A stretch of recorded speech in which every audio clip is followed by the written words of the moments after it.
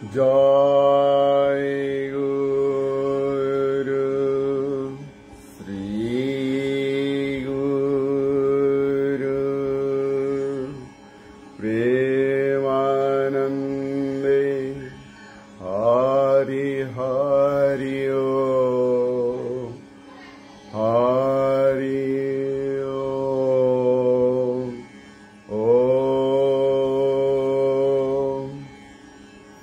দয়াল গুরু শ্রী গুরু প্রেমানন্দে হরি হরি ওম হরি ওম অখণ্ড প্রেম মহানন্দে হরি হরি ওম হরি ওম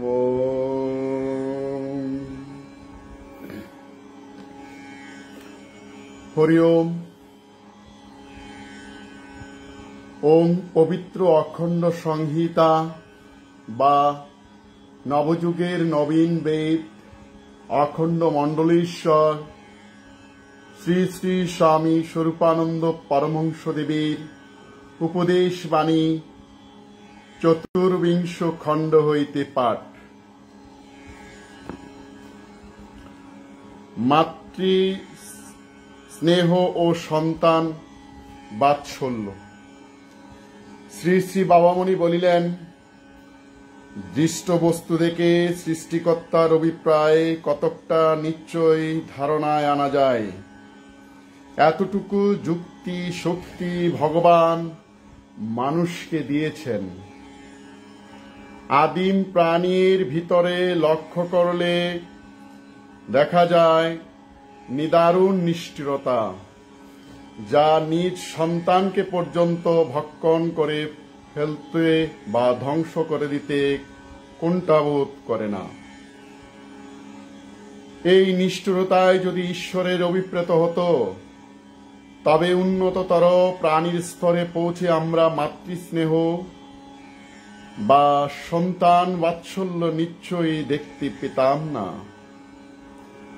প্রাণী এক স্তর অন্য স্তরে যতই উন্নতি লাভ করছে, ততই লক্ষ্য করা যাচ্ছে যে মাতৃস্নেহ হচ্ছে গাঢ়তর, সন্তান বাৎসল্য হচ্ছে স্পষ্টতর। স্নেহের এই যে ক্রমবিকাশ, তা থেকে স্পষ্ট বোঝা যাচ্ছে ঈশ্বরের অভিপ্রায় কি। কেউ বলবেন ওটা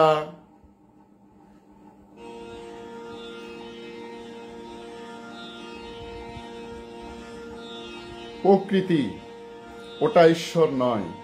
হ্যাঁ, আমি স্বীকার করব ওটা প্রকৃতি, কিন্তু জানতে তো পারলাম প্রকৃতির অভিপ্রায় কি। ঈশ্বর বরং গোল্লায় যান, প্রকৃতি কি আস্তে আস্তে মানুষকে পরার্থপর করছে না? আজ যাদের উপরে ঈশ্বরে অবিশ্বাসী বলা হয়, তারাই সমগ্র পৃথিবীর মানব জাতির দুঃখ দুর্ভাগ্য দূর করার কথা ইংল্যান্ডে বসে, জার্মানিতে বসে, রাশিয়াতে বসে চিন্তা করছেন কেন? কারণটি হচ্ছে এই যে, এটি জীবমাত্রের অবশ্যম্ভাবী সৌভাগ্য যে উন্নতির উচ্চতম স্তরে গিয়ে তাকে পরার্থে আত্মোৎসর্গরূপ মহাযজ্ঞের আহুতি হতে হবে। এই কথাটা ভেবেই ঋষিযুগে ভারতের আকাশে হোমের অনলে লেলিহান রসনা লক লক করে উঠত, এবং ঠিক এই কথাটা ভেবেই হয়তো ইউরোপের মাটিতে কতই না হবে শোণিত তর্পণ। সবকিছুর লক্ষ্য এক দেবমানব জাতির আবির্ভাব। এত যে কাণ্ড হচ্ছে, তার যে লক্ষ্য এত মহৎ, তাও কেউ জানে না। এই যদি লক্ষ্য না হবে, তাহলে মায়ের স্তনে দুধ আসে কেন? মায়ের বুকে স্নেহ আসে কেন? এমনকি আমাদের মনে যত রকমের ভাব আসে সবই আমাদের অজ্ঞাতসারে আমাদিগকে দেবমানবত্বে নিয়ে যাবার জন্য। মাতৃস্নেহ ও সন্তান বাৎসল্য তার প্রথম ধাপ। পরিজ্ঞাত ও পরিজ্ঞাত জগৎমঙ্গল। শ্রী শ্রী বাউনী বলিলেন, এই যে বিবর্তন বা ক্রমোন্নতি, তা এতকাল হয়ে এসেছে মানুষের অজানিতে। এখন সেই স্বাভাবিক প্রক্রিয়াকে আমাদের জ্ঞাতসারে চলতে দিতে হবে। যা আপনা আপনি আস্তে আস্তে হতো, তাকে দ্রুতায়িত করবার জন্য, যা অল্প অল্প করে হতো, তাতে ব্যাপকতর করবার জন্য আজ প্রয়োজন আমাদের ইচ্ছা শক্তির প্রয়োগ। সাপ, শেয়াল, কুকুর, বাঘ, হস্তি, গন্ডার, গো, মহিষ এরা কেউ এখনো ইচ্ছা শক্তির মহিমাকে জানতে পারেনি। আমরা জানি। ইচ্ছা শক্তির মহিমায় দুর্বল সবল হতে পারে, স্বল্পায়ু ব্যক্তি দীর্ঘায়ু হতে পারে, কুরূপ মানুষ সুরূপ হতে পারে, পশুতুল্য মানুষ দেবোত্তম হতে পারে। এ কথা আমরা জানি, ওরা জানে না। ওরা না জানা সত্ত্বেও আস্তে আস্তে উন্নীত হচ্ছে। আমরা জানি বলেই দ্রুততর উন্নতি হতে পারি। আমাদের সংকল্প করতে হবে, আমাদের জগৎ মঙ্গলকারী হতে হবে। বহু পুরুষানুক্রমিক সৎ সংকল্পের ফলে আমাদের মেধা, বুদ্ধি, প্রতিভা, রুচি, প্রকৃতি, এমনকি মস্তিষ্কের যন্ত্রপাতির পর্যন্ত এমন পরিবর্তন হতে পারে যা দেবতাদেরও কল্পনায় আসে না। বিজ্ঞানই আজ স্পষ্ট করে মানুষকে বলে দিচ্ছে যে মানুষের ভাবী অভ্যুদয় মানুষেরই হাতে আসবার উপক্রম ঘটেছে। আত্মশক্তিতে বিশ্বাস এবং ব্রহ্মচর্য। শ্রী শ্রী বাউনী বলিলেন, আত্মশক্তিতে বিশ্বাসকে সুপ্রতিষ্ঠিত করার এই জন্যই প্রয়োজন আছে। গড্ডালিকা প্রবাহের ন্যায় লক্ষ্যহীনভাবে চলার স্বভাব পশুতে থাকতে পারে। পক্ষীদল মৎস্যকুলে আছে, কিন্তু মানুষের পক্ষে এটা অধিকাংশ সময়ে আত্মঘাতক। কেন আমি এইভাবে হাঁটব? না আমাকে জগৎ মঙ্গলকারী হতে হবে। কেন আমি এইভাবে চলব? না আমাকে জগৎ মঙ্গলকারী হতে হবে। কেন আমি এইভাবে গান গাইব? না আমাকে জগৎ মঙ্গলকারী হতে হবে। কেন আমি এইভাবে হাসব? না আমাকে জগৎ মঙ্গলকারী হতে হবে। আমি ভাঙাহাটের খোলামকুচি নই। আমার মান আছে, মূল্য আছে, মহিমা আছে।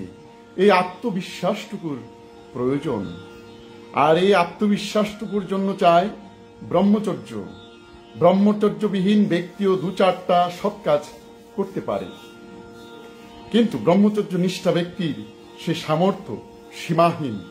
তাই আজ ত্রিভুবনব্যাপী মঙ্গল সাধনের লক্ষ্য নিয়ে তোমাদের মধ্যে ছড়াতে এসেছি ব্রহ্মচর্যের বীর্য বাণী।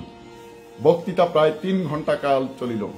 মাদারীপুর, 19 শ্রাবণ, শুক্রবার, 1343, 14 আগস্ট 1936 ইংরেজি।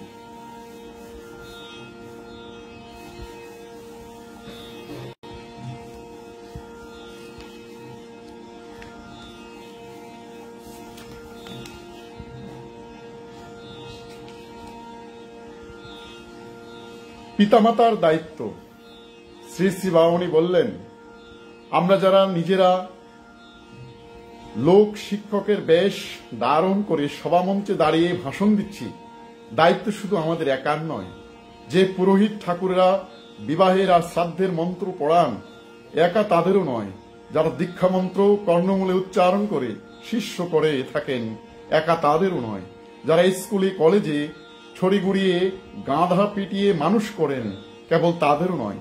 দায়িত্ব পিতামাতারও প্রচুর। অন্যরা যদি নানা যুক্তি দেখিয়ে নিজ নিজ দায়িত্ব এড়াবার চেষ্টা করেনও, তাহলেও পিতামাতার এই দায়িত্ব এড়াবার উপায় নেই।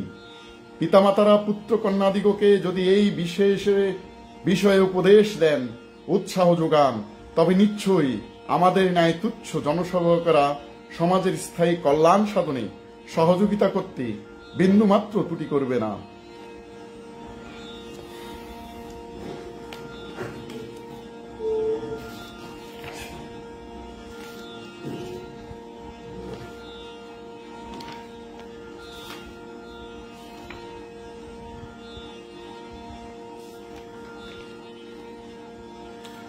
স্বচ্ছ চিন্তার সৎ শক্তি।